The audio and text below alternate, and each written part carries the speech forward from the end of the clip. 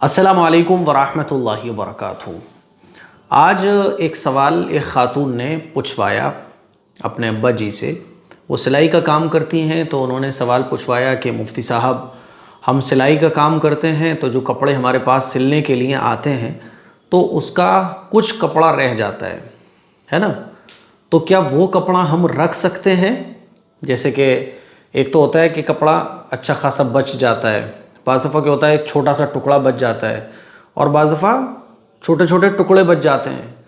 तो हमें लग रहा होता है कि वो किसी काम के नहीं हैं, तो हम ऐसे ही पड़े रहने देते हैं और कपड़े सी के कस्टमर को दे देते हैं। तो अब ये जो कपड़ा बचा है, क्या इस कपड़े को हमारे लिए रखना जायज़ होगा या ये कपड़ा हमें उनको दे देना चाहिए, क्योंकि वो किसी काम का नहीं होता है ना। तो इस सवाल का जवाब ये है कि जो कपड़ा आपको सीने के लिए दिया जा रहा है तो आप उस कपड़े की मालिक नहीं हैं। मान लीजिए मैं अपना कोई कपड़ा सिलवाना चाहता हूँ, मैं टेलर को दे के आया, तो मैंने टेलर को जो कपड़ा दिया है तो वो कपड़ा सीने के लिए दिया है। मेरे कपड़े का टेलर मालिक नहीं हुआ। कपड़ा सिएगा टेलर और सीने की अपनी उजरत, अपना अमाउंट मुझसे ले लेगा। इसीलिए जो कपड़ा बच जाए, चाहे वो छोटा हो चाहे वो बड़ा हो, चाहे उसके 10 टुकड़े हो गए हों चाहे 15 टुकड़े हो गए हों, आपको चाहिए कि आप उसको जमा करके जो आपने कपड़े सिए हैं उसी में आप रखते हैं, है ना। अच्छा, बाज़ दफ़ा इतने छोटे छोटे टुकड़े हो जाते हैं कि हमें लगता है कि यार इसका तो क्या यूज़ होगा, रहने दो, जाने दो। तो नहीं, आप वो भी जमा कीजिए, और जो कपड़े आप सी के दे रहे हैं तो जो कस्टमर है आप उससे बोलिए कि बहन या भाई साहब, आपका ये कपड़ा बच गया है, क्या आपकी ज़रूरत का है ये कपड़ा, या मैं इसको अपने पास रख लूँ।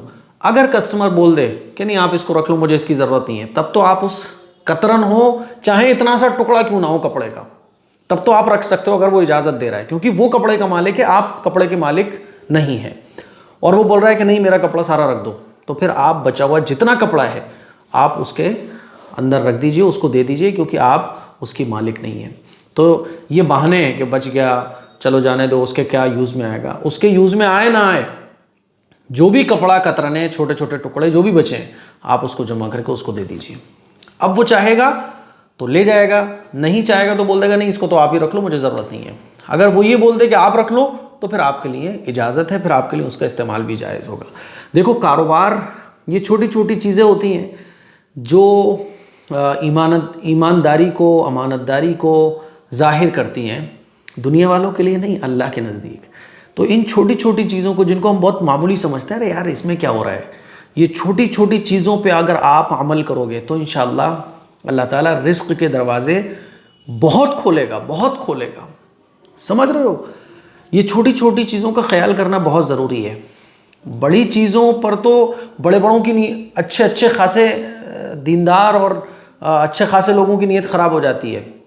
छोटी चीज़ों में ईमानदारी दिखाना, 1 रुपया किसी का रह गया तो फिक्र से उसका 1 रुपये का हिसाब रखना, छोटी छोटी चीज़ों में ईमानदारी का ख्याल करना, ये आपके अल्लाह से डर, अल्लाह से आपके ताल्लुक़ को ज़ाहिर करता है। इसीलिए इस तरह की चीज़ों का ख्याल करो, इंशाअल्लाह अल्लाह ताला आपके कारोबार में खूब बरकत देगा।